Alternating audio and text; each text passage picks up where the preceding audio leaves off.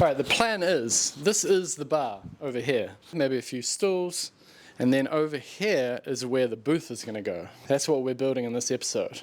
And we've even got a table for it. That's going to need some alterations, but that's where the booth is going. Order a burger, come down and sit in the seat that we build in today's exciting episode.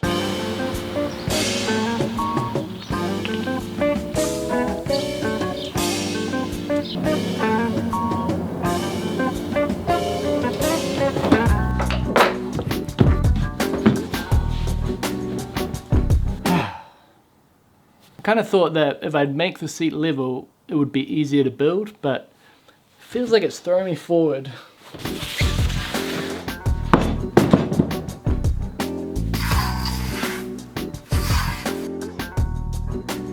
Now, I have a book, this book right here. And the thing about this book is it's the exact book where my original chair's design came from.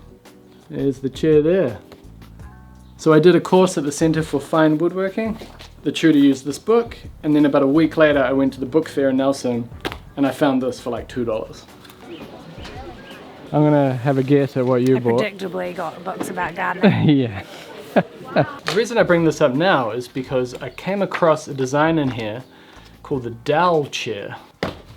This one here. So what I like about this Dowel chair is that it has the side-on design, and even when you build it, they recommend using some plywood to form the sides. And that's the approach I'm taking here. Plywood panels that form the shape, and then dress it in the timber and cover up the plywood.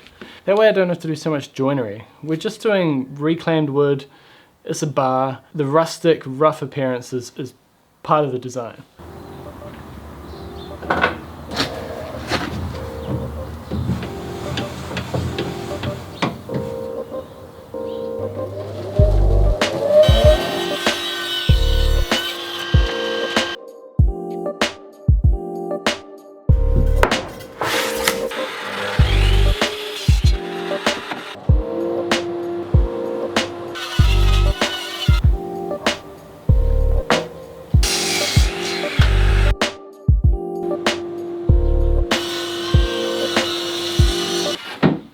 Tell you one thing that is helping me a whole hell of a lot is having this template.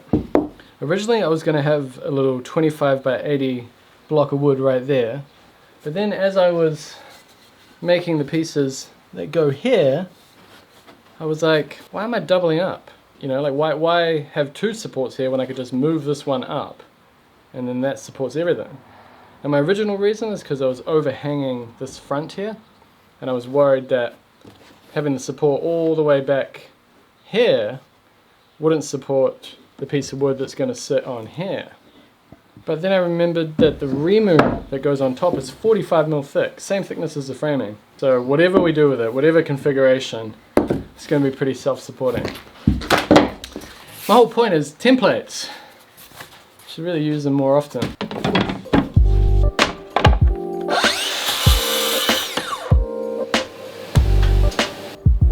One thing I'm also loving is how quiet it is here. I'm probably the only one making noise. I'm very thoughtful of it. I try and turn the vacuum off as soon as possible, you know, keep the cutting to a minimum, and only cut during the day on a weekday because I don't want to disturb the piece.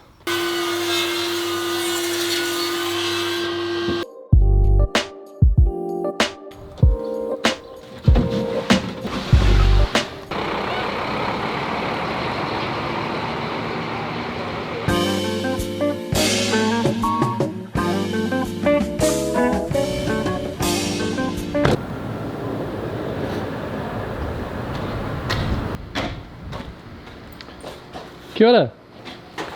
How's it going? Good. What's going on here, Joe? A bit of printer storage, I suppose. There's hundreds, Yeah. at least.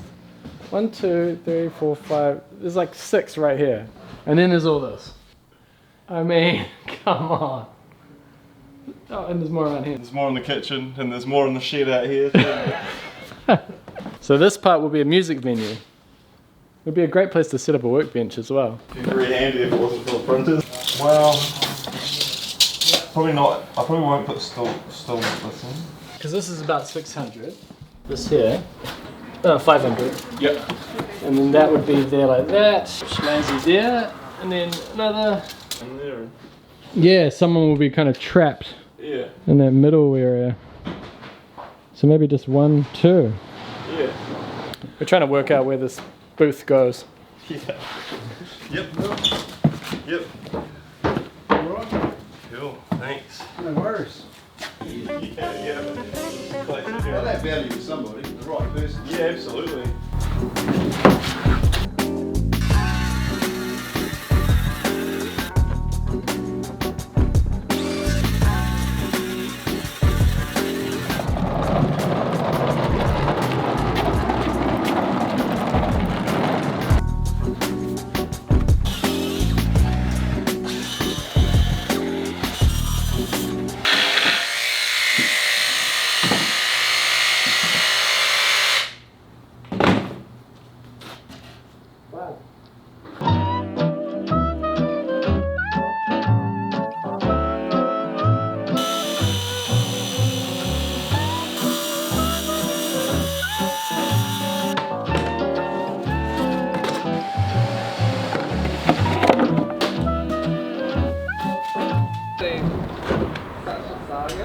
You got them second hand, right? Yeah, it's been a whole thing. They had to be picked up within 24 hours. I was like, sold. And then we had to work out how to move them. So the lift and shift came down here, and there was like the most impressive, like Oh yeah? the tiniest gap between here. But now we have our own lift and shift called Joe with a truck. He's just gonna drag them, no problem. Unless you want me to do it, bro. Oh cool, so you got some outdoor area. It's our Yeah, beer yeah. garden. Well, we're still going to keep this as an outdoor area. And, Yeah. Yeah.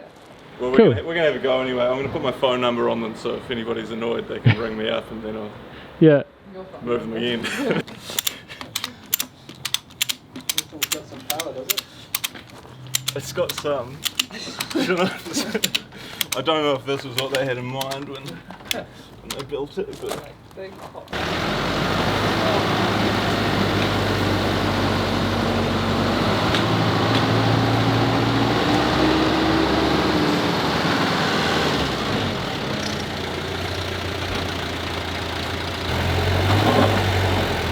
Look at that, effortless. That should be an answer. Easy. Easy.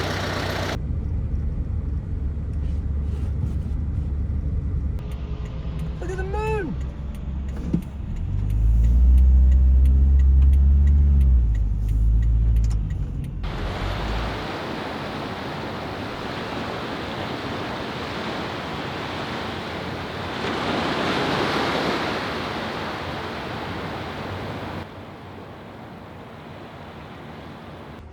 Ooh, they succeeded here. Look at that. Very nice.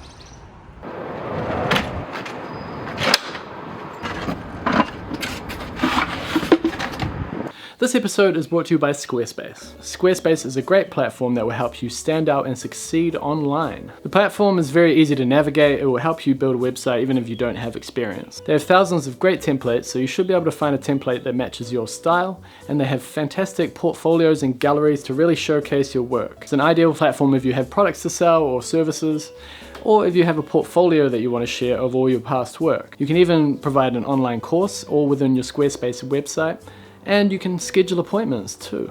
It just makes building a website super easy. And they have a free trial, so you have nothing to lose. So give it a go over on squarespace.com. But make sure you go to squarespace.com/Scott Brown Carpentry if you want to save 10% off your first purchase of a website or domain. So all these pieces that I prepared at home, I mainly prepared them because they had angles, and this was quite rough sawn. So I didn't want to try and mill timber here. And I just left them a bit long, knowing that we were going to have to improvise here. Before we start screwing things together, we need to cut them to length.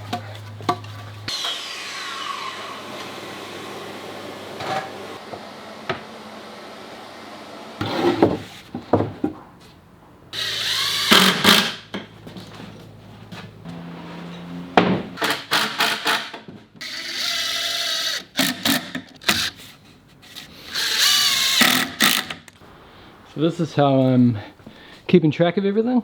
The different timbers are labeled with letters. So that's an E, these are D's, and the corresponding letters are over here. And this one with this funky angle here, this is an E. Where's the E? So I know that that goes at the top here, like so.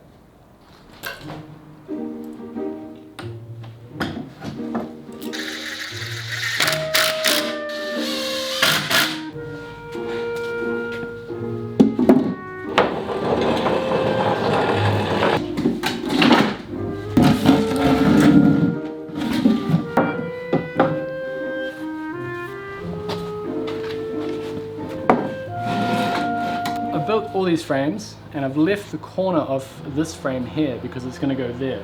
And we've got some obstacles down here. Bit of concrete, a little uneven. So this is the answer to what you do with an uneven floor. I'm taking the kitchen cabinet making approach. Build all the cabinets square and level and then adjust to the on-site conditions. So over here is the high point. Before I chuck this down, I checked out the floor. And this is the highest point, so I've leveled this chair from that high point. Now, I've got a little offcut of plywood down there with a little checkout, and that's going to be my template. And I've just made it tall enough that it can get to this height here. So make this nice and level.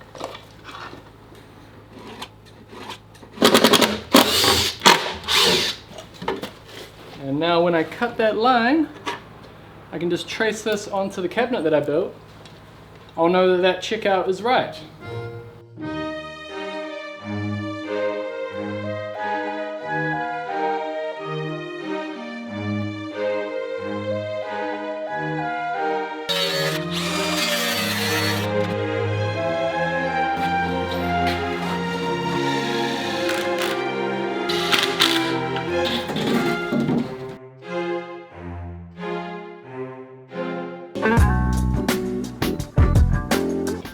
That is solid. Now it took a lot of work to bolt it into there. This side should be easier. What do you think, Joe? Looks very good. Yeah? Thank you, brother. No sweat, man. See the sun. Oh my gosh. Cool. Yoo-hoo. Taking shape, eh?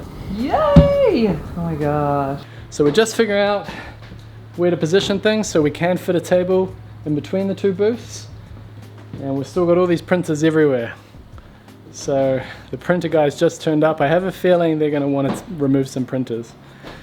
So I might have to stop here.